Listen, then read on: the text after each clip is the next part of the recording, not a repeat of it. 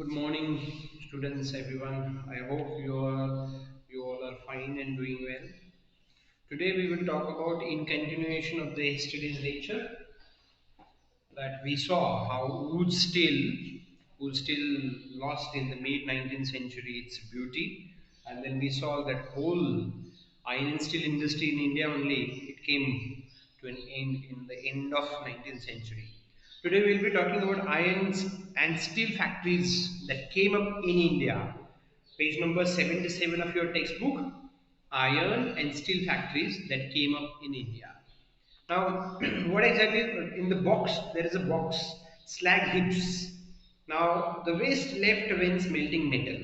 Okay, slag heaps means suppose you are melting an iron. You are melting an iron in that pot, as I explained you yesterday, and after that smelting is done, whatever that raw things or not hardened iron which is left out, that is called as slag heaps.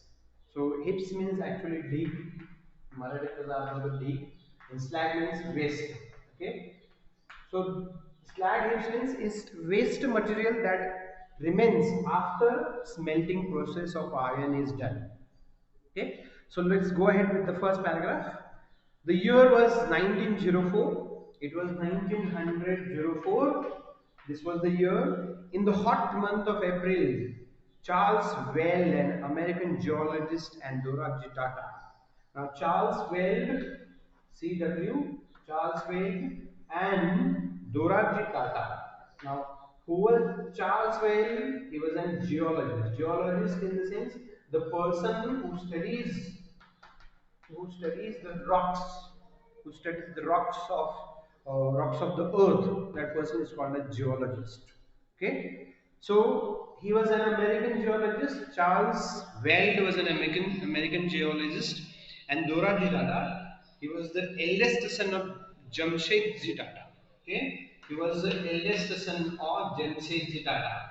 So today's Ratan Tata is grand grand grandson of Jamshedji Tata, and then Dorabji Tata. Okay, Dorabji Tata is the son of Jamshedji Tata. So you can say Ratan Tata, today is Ratan Tata, who is the chief executive officer of Tata Steel. He is Jamshedji Tata's great great grandson, you can say. Okay, so Dorabji Tata and Charles Weld, the eldest son of Jamshedji Tata, were traveling in Chhattisgarh in search of iron ore deposits. So it happened that in 1904, Charles Weld and Dorabji Tata, they were traveling in Chhattisgarh state. Okay, Chhattisgarh, which is the state that they were traveling in. It was Chhattisgarh that they were traveling, and why they were traveling? In search of iron ore. Okay, they were traveling in search of iron ore because they wanted to build a steel industry in India.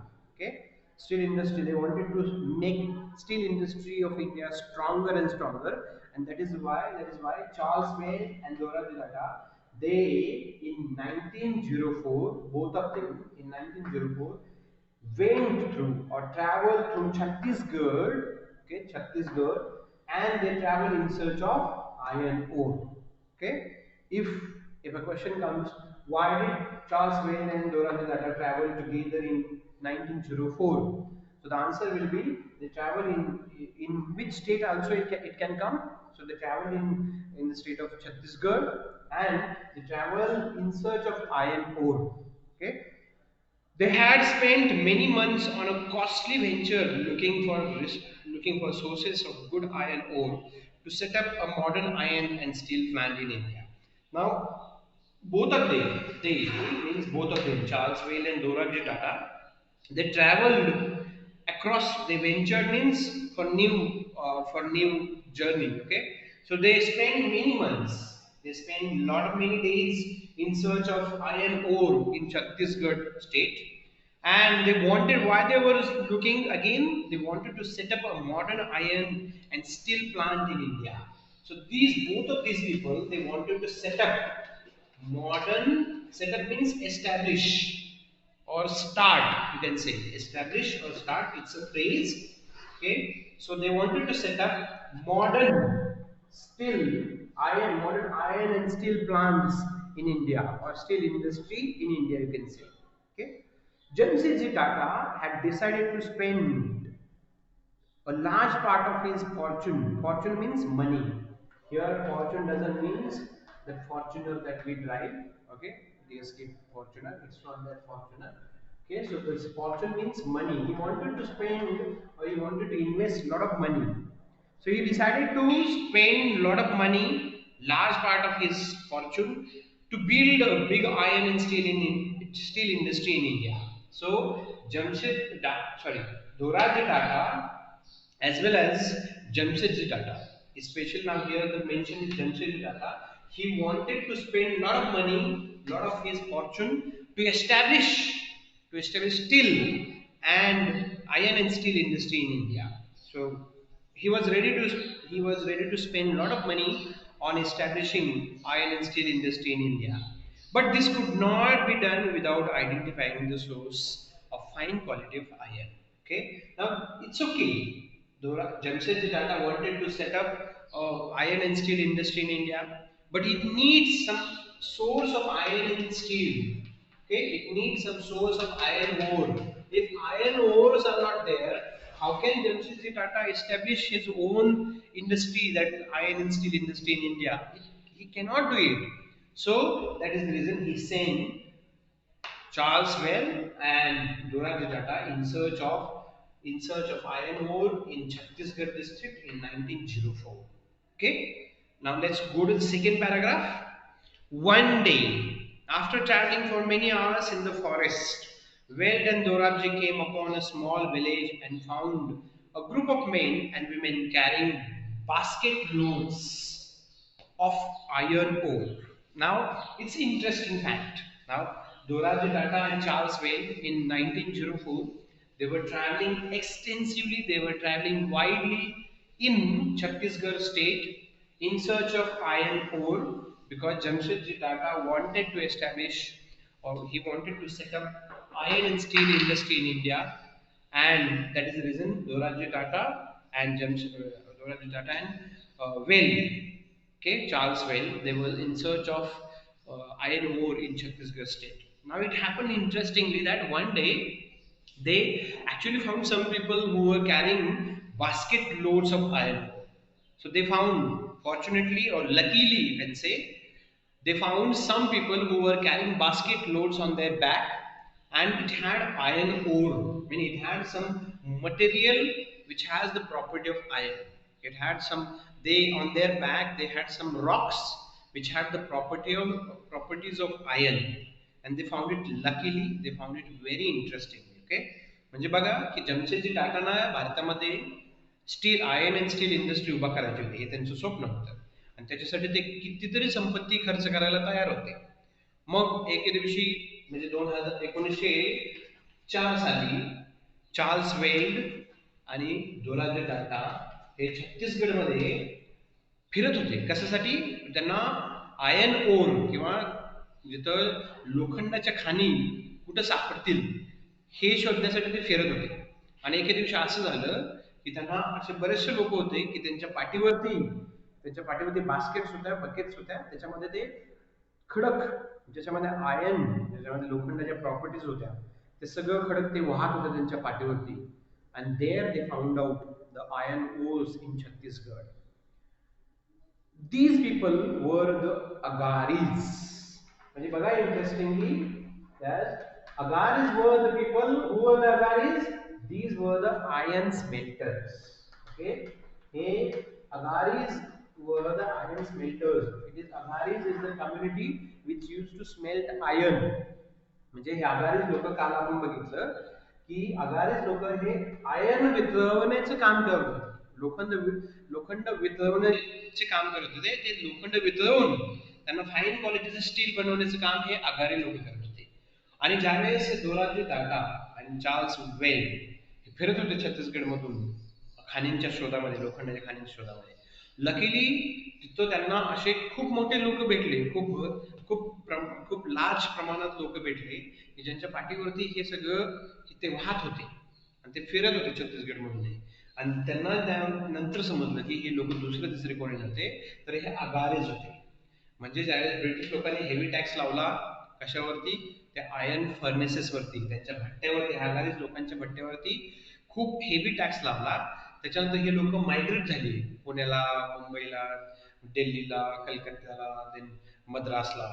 आणि मग छत्तीसगडमध्ये हे लोक जे त्यांच्या पाठीवरती ओझं वाहत होते आयर्नचे, हे दुसरे तिसरे कोणी नव्हते, तर अगारीज लोक होते. Weld and Dorabji reached the hill after an exhausting trek through dense forest. Dense म्हणजे दाट. Okay? Dense forest. घनदाट जंगल म्हणतो ना आपण त्याला, घनदाट. So we can say that. Okay?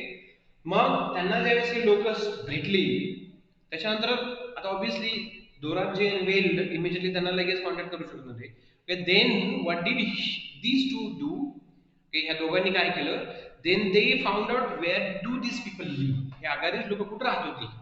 So they were living in forest, they were living in dense forest. So they went in to dense forest, they trekked, they travel. Trek means travel. Okay, ज्यावेळेस आपण एक असं डोंगर वगैरे चढतो त्याला trek म्हणतो. Okay, so trek means travel which is hard travelling, you can say, which you do normally on your feet. Okay, so Charles Weld and Dorabji Tata, they went to meet these Agaris in dense forest, where these Agaris people were living. On exploring the hill, the geologists declared that they had at last found what they had been looking for. आणि मग ह्या लोकांना भेटले डोराबजी टाटा आणि Charles वेल. पण ज्यावेळेस त्यांना भेटले त्यावेळेस त्यांनी हा हिल, जो हा ट्रेक होता, जो हिलचा प्रकार होता त्यांचा छत्तीसगड मधला, तिथले त्यांनी खडक काढले बाजूला आणि ते चेक करायला सुरुवात केली. जिओलॉजिस्ट म्हणजे the person who studies the Roxx. Okay, the person who studies the geology of earth. तर मग चार्ल्स वेल्ड हे जिओलॉजिस्ट होते. सो त्यांनी बरेचसे तिथले खडक काढले आणि त्यांचा अभ्यास केला आणि त्यांना शेवटी तेच सापडलं जे जमशेदजी टाटा किंवा दोराबजी टाटा ना हवं होतं. म्हणजे जिथं आयर्न ओर सापडतील आपल्याला, जिथून आपण लोखंडाची निर्मिती करू असे साठे, अशा ठिकाणी जे डिपॉझिट म्हणतो आपण साठे, ते त्यांना छत्तीसगडमध्ये सापडले. ओके, मग असा येऊ शकतो क्वेश्चन की where did Dorabji Tata and Charles Weld found the iron ores in India first in 1904.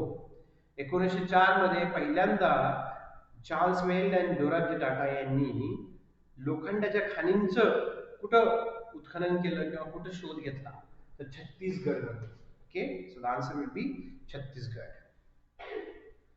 Rajhara Hills had one of the finest ores in the world. Okay, आता त्या हिल्स जिथं ह्या दोघांनी, राजहरा हिल्स, ओके, ही Rajhara hills Chhattisgarh मध्ये आहे, जिथं त्यांना large amount मध्ये आयर्न ओर म्हणजे लोखंडाच्या खाणी सापडल्या.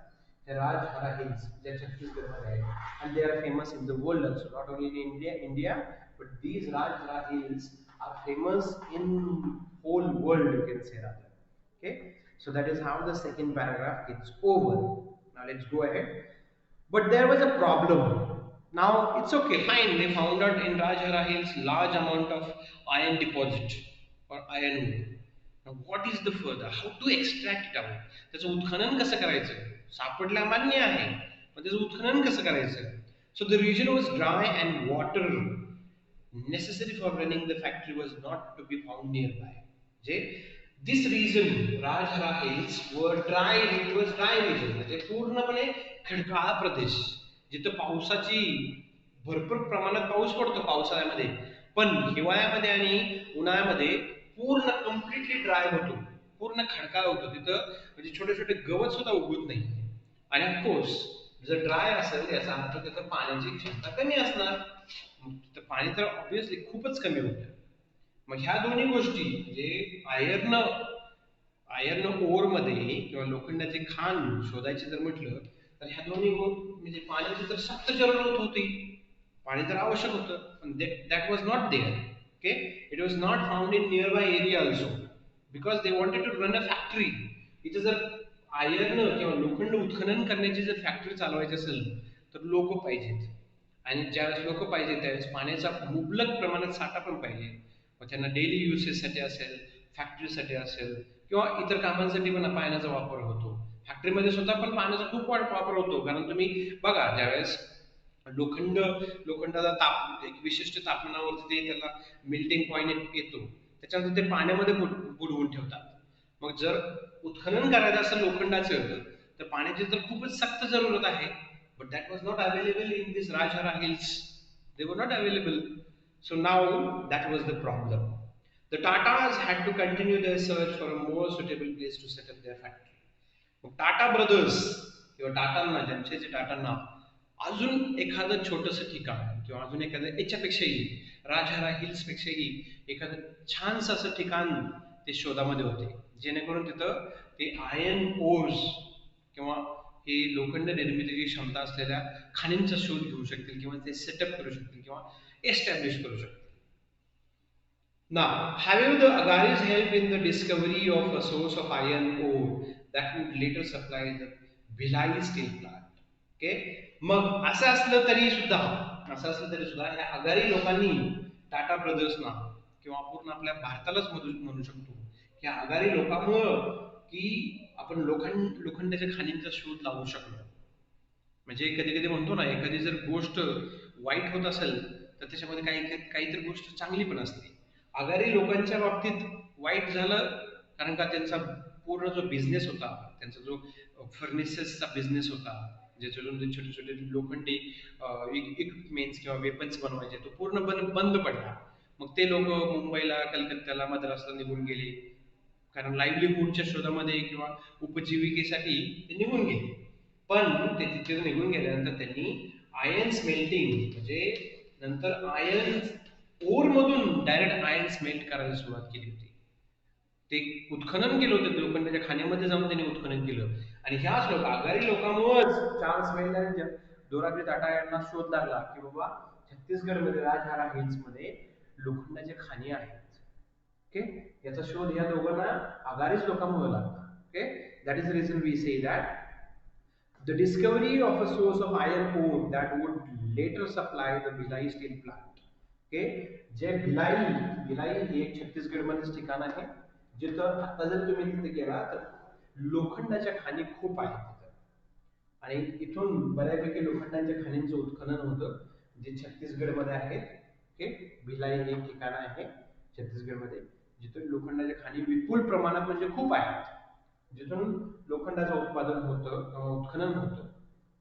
आणि ह्या भिलाई प्लांटला जो स्टीलचा पुरवठा किंवा लोखंडाचा पुरवठा झाला सगळ्यात बेसिकली, तर ह्या अगारीज लोकांमुळे झाला नंतर, कारण ह्यानेच या भिलाई स्टील प्लांटला म्हणजे आयर्नचा सप्लाय सुरू केला. म्हणजे क्वेश्चन असा पण येऊ शकतो की where is the Bhilai steel plant located? It is located in the state of Chhattisgarh. Okay, म्हणजे ते छत्तीसगड राज्यामध्ये भिलाई प्लांट हा स्थित आहे किंवा तिथं अस्तित्वात आहे. Okay, now let's go to the next paragraph on page number 77, that is fourth paragraph. A few years later, a large area of forest was cleared on the banks of river Subarnarekha to set up the factory and an industrial township Jamshedpur.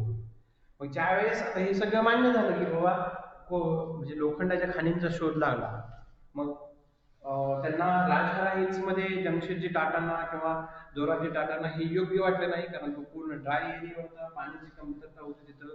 त्यामुळे तिथं factory setup करणं किंवा industry setup करणं जर थोडं जिकिरीचं वाटत होतं किंवा मुश्किल वाटलं. मग त्याने दुसरा ऑप्शन शोधला. तर दुसरा ऑप्शन जो होता, दुसरी चॉईस जी प्लेस होतं, दुसरं प्लेस ते होतं, what is that place? Suvarnarekha river, म्हणजे Suvarnarekha. Okay, Suvarnarekha river. And there they म्हणजे सुवर्णरेखा रिव्हरच्या बँक वरती किंवा किनाऱ्यावरती, कारण इथं पाणी भरपूर प्रमाणात आहे, पाण्याची तर काहीच कमतरता नाहीये. ओके, मग सुवर्णरेखा रिव्हरच्या किनाऱ्यावरती त्यांनी एक छोटस इथं गावच बसवलं, एक छोटस लोकांची वस्ती बसवली, जिथं त्यांना iron industry, iron and still industry स्थापन करता आली असती. अशा पद्धतीने त्यांनी ते गाव शोधलं, कारण इथं सुवर्णरेखा रिव्हर मधून पाण्याची खूप प्रमाणात अवेलेबिलिटी होती. त्यामुळे त्यांनी त्या सुवर्णरेखा नदीच्या किनाऱ्यावरती इथं छोटस गाव वसवलं आणि त्या गावाला नाव दिलं जमशेदपूर. ओके, त्या गावाला नाव दिलं जमशेदपूर. आणि अशा पद्धतीनं ते जमशेदपूर भारतामध्ये एक आयर्न अँड स्टील प्रोडक्शन मधलं खूप फेमस ठिकाण झालं नंतर. The Tatas had, sorry, Jamshedpur. Here there was water near iron ore deposits. इथं मी जसं सांगितलं की there was enough amount of water near the iron ore deposits, and the Tata Iron and Steel Company, TISCO. Okay, what is the long form of TISCO? The long form of TISCO is Tata Iron and Steel Corporation. Okay, Tata Iron and Steel Company. Okay, company, CO means company, Tata Iron and Steel Company. Okay, so TISCO came in the year 1912. Okay, म्हणजे बघा 1904 साली दोराबजी टाटा आणि Charles bell हे लोखंडाच्या खाणींच्या शोधामध्ये छत्तीसगडमध्ये फिरत होते. मग शेवटी जमशेदपूर या ठिकाणी टिस्कोची स्थापना 1912 मध्ये केली. म्हणजे जवळजवळ 8 वर्षांच्या कालावधीमध्ये एवढं सगळं व्हायसाठी 8 वर्षांचा कालावधी गेला. म्हणजे हे भारतामध्ये आयर्न अँड स्टील इंडस्ट्री टाटाने सुरू केली तेही 1912 मध्ये जमशेदपूर या ठिकाणी. पण ती सहजासहजी आली होती का? नाही, because it took 8 years to complete the journey of establishing iron and steel industry in India. 8 वर्षांचा कालावधी लागला आयर्न अँड स्टील इंडस्ट्री भारतामध्ये स्थापन करण्यासाठी. Okay, from the next paragraph, and that is the last paragraph. Okay, TISCO was set up at an opportune time. म्हणजे टिस्को अशा वेळेस, अशा योग्य वेळेस, opportune म्हणजे हाय टाइम म्हणू शकतो आपण त्याला, किंवा एक्झॅक्ट टाइम किंवा योग्य टाइम, अशा टाइमिंगला सेटअप झालेलं होतं टिस्को. किंवा हे टिस्कोची स्थापना अशा वेळेस झाली होती ज्यावेळेस एकदम अपॉर्च्युनिटी म्हणजे योगायोग टाइम होता असा. All through the late 19th century, म्हणजे 19व्या शतकाच्या शेवटी, पूर्ण 19व्या शतकाच्या शेवटी, India was importing steel that was manufactured in Britain. म्हणजे India use to import, India निर्यात करत होता याची. ओके, सॉरी, आयात करत होता. आयर्न अँड स्टीलची इंडिया आयात करत होता फॉरेन कंट्रीज मधून. त्यामुळे नॅचरली हा एक खूप मोठा मोमेंट होता, योगायोगाचा मोमेंट होता की इंडियामध्ये आयर्न अँड स्टील हे बाहेरच्या देशातून येत होतं. आणि अशा वेळेस, अशा अपॉर्च्युन टाइम मध्ये ज्यावेळेस टिस्कोची स्थापना झाली आणि इंडियामध्ये आपण स्वतः आयर्न अँड स्टीलचे प्रोडक्शन सुरू केलं, हे खूप मोठा योगायोग म्हणू शकतो आपण. Expansion of railways in India had provided a huge market for rails that Britain produced. Okay, म्हणजे आणि ह्या 1912च्या आसपासच भारतामध्ये रेल्वेचं जाळं पण बनवायला बऱ्यापैकी सुरुवात झालेली होती, किंवा गरज वाटत होती त्यावेळेस. त्यामुळे ऑब्विसली रेल्वेचे ट्रॅक जर उभा करायचे असतील किंवा बनवायचे असतील तर लोखंडाची तर गरज आहे. मग ह्यावेळेस टिस्कोची खूप आपल्याला मदत झाली इंडियामध्ये. For a long while, British experts in Indian Railways were unwilling to believe that good quality steel could be produced in India. बरेच दिवस ब्रिटिश लोक विश्वास ठेवत नव्हते की ह्या टिस्को मधून किंवा जमशेदपूर मधून जे लोखंडाची निर्मिती होईल ते खूप क्वालिटीचं किंवा खूप छान अशा क्वालिटीचं लोखंड असेल असं त्यांना बरेच दिवस विश्वास वाटत नव्हता. नंतर त्यांना वाटला. नंतर जेवढे काही इंडियामध्ये रेल्वे ट्रॅक ले केलेले आहेत किंवा बांधलेले आहेत रेल्वे ट्रॅक, त्याच्यासाठी हे सगळं लोखंड जमशेदपूर मधूनच आलेलं आहे. By the time TISCO was setup the situation was changing. Okay, by the time TISCO was setup म्हणजे ज्यावेळेस टिस्को हा पूर्ण एस्टॅब्लिश झालेला होता, स्थापन झालेला होता, त्यावेळेस ही सिच्युएशन बदलत होती सगळी भारतातली. म्हणजे आपण फॉरेन वरून आयर्न आणि स्टील मागवत होतो, ही सगळी आता आपले स्वतःच्याच खाणी यायला लागले, इंडियाच्या स्वतःच्याच खाणी यायला लागले, किंवा टाटांनी त्याच्यामध्ये इंटरेस्ट घेतला, त्यामुळे परिस्थिती बदलत गेली. In 1914 the First World war broke out. म्हणजे फक्त नियरली 2 वर्षांच्या कालावधीनंतर, म्हणजे इंडस्ट्री जमशेदपूरमध्ये टिस्को सुरू झाल्यानंतर 2 वर्षाच्या कालावधीमध्ये, फक्त 2 वर्षाच्या कालावधीमध्येच वर्ल्ड वॉर फर्स्ट बिगॅन. म्हणजे जागतिक युद्ध, पहिलं जागतिक युद्ध सुरू झालं. Broke out means begin. Okay, broke out is a phrase. Broke out is a phrase, means began or started. Steel product produced in Britain now had to meet the demands of war in Europe. म्हणजे जे ब्रिटनमध्ये steel जे होत होतं तयार, त्या स्टीलचा उपयोग आता वॉर म्हणजे जागतिक वॉरमध्ये ब्रिटन त्यावेळेस पहिल्या जागतिक वॉरमध्ये जागतिक युद्धामध्ये पहिल्या जागतिक युद्धामध्ये ब्रिटन हा होता. मग ऑब्विसली तिथं बंकर्स असतील किंवा वेगवेगळे वेपन्स असतील, टँक्स असतील, रणगाडी असतील, हे बनवायसाठी तिथल्या लोखंडाचा उपयोग त्यांना जास्त वाटू लागला. मग ऑब्विसली तिकडून जो येणारा सप्लाय होता लोखंडाचा इंडियाकडे तो बंद झाला. मग आपल्याला याच्यामध्ये काय फायदा झाला माहिती का? हे टिस्कोमध्ये जे लोखंड तयार होत होतं ते आपण सगळं वापरायला इंडियामध्ये आतमध्ये वापरायला सुरुवात झाली. म्हणजे आपणच तयार केलेली गोष्ट आपणच वापरायला सुरुवात झाली. ते केवळ कशामुळे शक्य झालं? World war one move which broke out in the year 1914. Okay, 14. So imports of British steel India declined dramatically, and the rail and Indian railways turned to Tisco for supply for rails. Okay, म्हणजे त्याच्यामुळे जागतिक युद्धामुळे बाहेरून ब्रिटनमधून जो supply येत होता आपल्याला लोखंडाचा तो बंद झाला. आणि त्याचा परिणाम काय झाला की इंडियन रेल्वे इंडियामध्ये जे रेल्वेचे ट्रॅक बांधायला सुरू होते त्याला लोखंड कमी पडू लागलं. आणि त्याच्यानंतर मग आपण टिस्कोवाल्यांकडे लक्ष दिलं. टिस्कोवाल्यांना म्हटलो की बाबा तुम्ही आता आम्हाला लोखंड द्या. आम्हाला बाहेरून जे लोखंड येत होतं ते बंद झालेलं आहे. Okay, and sorry as the war dragged on for several years. म्हणजे हे जागतिक महायुद्ध 1914 साली सुरू झालेलं, 1918ला बंद झालं. म्हणजे जवळजवळ 4 वर्ष हे युद्ध जागतिक युद्ध चाललं. त्याच्यामुळे ऑब्विसली 4 वर्ष काहीच सप्लाय होणार नव्हता. त्यामुळे टिस्कोकडे इंडियामध्ये जे रेल्वे ट्रॅक बनवायचे होते त्याच्यासाठी मग टिस्को म्हणजे ब्रिटिश लोक टिस्कोकडे यायला लागले. आम्हाला द्या लोखंड जेणेकरून आम्ही ट्रॅक बनवू. TISCO had to produce shells and carriage wheels for the war.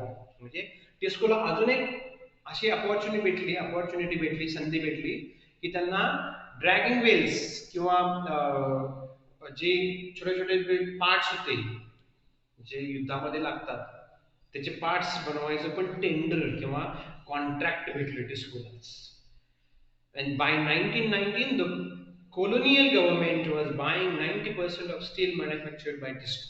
म्हणजे बघा ड्रॅमॅटिकली 1912 मध्ये टिस्को वॉज एस्टॅब्लिश अँड 1919 साली जवळजवळ 90% लोखंड टिस्को पुरवत होतं. म्हणजे फक्त किती सालामध्ये 7 वर्षाच्या कालावधीमध्ये इंडियामधलं सगळं 90% लोखंड हे TISCO Tata iron and still company पुरवत होती ब्रिटिश लोकांना पण. आणि जे आता इंडियामध्ये जे रेल्वेचा ट्रॅक आहे त्याच्यामध्ये टिस्कोचा बराचसा हात आहे.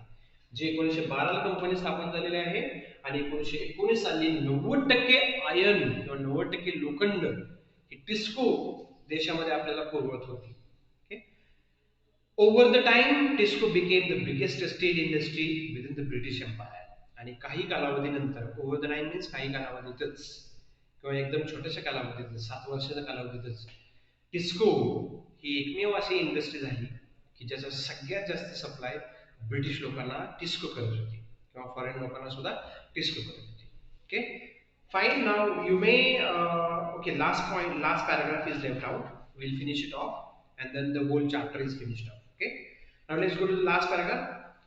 In the case of iron and steel म्हणजे लोखंडाच्या बाबतीत जर सांगायचं झालं तर as in the case of cotton textiles म्हणजे जसं कॉटन टेक्सटाईलच्या बाबतीत झालं तसं काय आयर्न अँड स्टील इंडस्ट्रीच्या बाबतीत तसं होतंय का?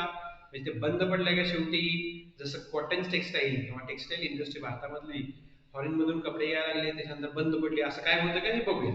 Industrial expansion occurred only when British imports into India declined and the market for industrial goods increased. आणि काय झालं की ज्यावेळेस भारतामध्ये आपण लोखंड आयात करत होतो त्यावेळेसची परिस्थिती वेगळी होती.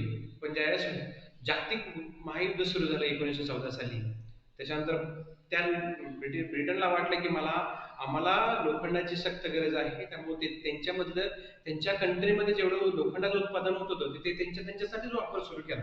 भारताकडे त्यांनी पाठवलंच नाही. त्यामुळे टिस्को सगळ्यात जास्त लोखंड पुरवणारी कंपनी म्हणजे भारतामध्ये तर झाली ऑब्वियसली त्यांनी नंतर ब्रिटनला सुद्धा काही काही इक्विपमेंट्स लोखंडापासून बनवलेले त्यांनी पुरवलेले आहेत.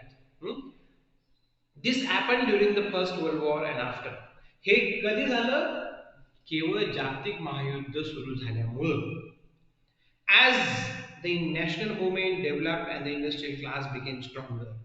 जसं जसं नॅशनल मुवमेंट म्हणजे राष्ट्रीय चळवळ किंवा इंडिपेंडन्स चळवळ, स्वातंत्र्य चळवळ जसे जशी स्ट्रॉंग झाली आणि इंडस्ट्रीयल लोक आपल्या भारतामधले जसे जमशेदचे टाटा असतील किंवा अजून बाकीचे लोक ते मोठे व्हायला लागले, जसे रिलायन्सचे धीरूभाई अंबानी, हे लोक मोठे व्हायला लागले. मग आणि हे लोक ज्यावेळेस मोठे व्हायला यांच्यासोबत आपली जी स्वातंत्र्यासाठी जी लढा देण्याची चळवळ होती ती पण स्ट्रॉंग झालेली होती, ती पण मजबूत झालेली होती. Struggling to retain its control over Indian, the British government had to concede many of these demands in the last decade of colonial rule. Concede म्हणजे त्यांना म्हणजे मानावे लागले काय काय. म्हणजे ज्यावेळेस हे असं झालं की इंडस्ट्रियल क्लास इंडियामधला सुधारायला लागला, त्याच्यानंतर इकडे स्वातंत्र्यासाठी चळवळ मजबूत व्हायला लागली, त्यावेळेस ब्रिटिश लोकांना वाटले की बाबा आता आपल्याला कुठेतरी थांबावं लागेल किंवा हे जे इंडियन लोक मागतायत ते काहीतरी द्यावं लागेल. मग ते थोडं बॅकफुटवरती आले, ते पाठीमागे आले थोडं, जेणेकरून ते जास्त इंडियन लोकांची पिळवणूक करू शकत नव्हते किंवा त्यांच्यामध्ये हेवी टॅक्सेस लावू शकत नव्हते. कारण त्यांना माहित होतं की टिस्कोनं जर उद्या सप्लाय बंद केला तर बऱ्यापैकी सगळं काही थांबेल. त्यामुळे तसं केलं नाही. त्यामुळे they considered many of this demands in the last decade of colonial rule. म्हणजे त्यांनी मान्य केला, भारतीय लोकांच्या बऱ्याचशा डिमांड्स त्यांनी मान्य केल्या, की ज्या काही डिमांड्स असतील त्या त्यांनी मान्य केल्या. Okay, so this is how the chapter ends. Okay, now you all have to write the question answers. In case you need some help of question answers, I'll suggest you, I'll strongly recommend you to go for formulating or making your own notes based on different chapters, different points, so that it becomes very easy for you to write the question answers. And write the question answers with keywords from the textbook. You can use your own language. Just don't change the answer of the question. Okay, that's what you all have to do. And within 1 or 2 days, you have to drop all the question answers, take a photograph of all question answers, and send it on the group, your class group. Okay, that's all from this chapter. Thank you very much. We'll see in the next video a different lesson, either either English or 7th chapter. But I may start geography in the next lesson. Okay, so we'll see you next time. Thank you.